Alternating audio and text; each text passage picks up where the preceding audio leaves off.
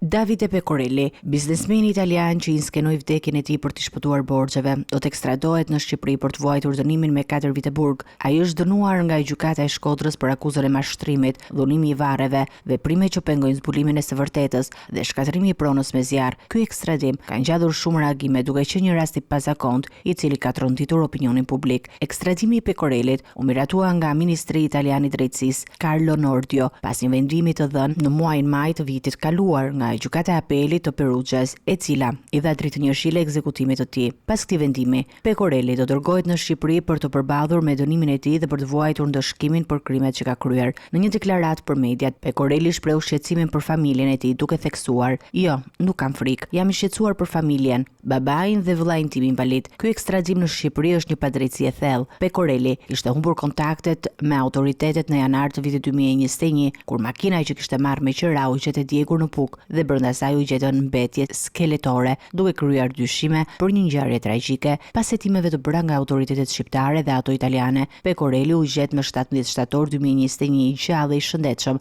pranë ishullit Monte Cristo, ku deklaroi se po kërkonte një thesar, një pohim që tronditi opinionin publik dhe ngjalli dyshime mbi rrethanat e vërteta të zhdukjes së tij. Në prill të vitit 2024, gjykata e Shkodrës e dënoi Pecorellin me 4 vite burg, pasi u shpall fajtor për akuzat që lidhen me mashtrimet dhe shkatrimin e pronës. Pas këtij vendimi, autoritetet shqiptare do ta marrin Pecorellin dhe do ta dërgojnë në burg për të vuajtur dënimin, duke përballur pasojat e veprimeve të tij.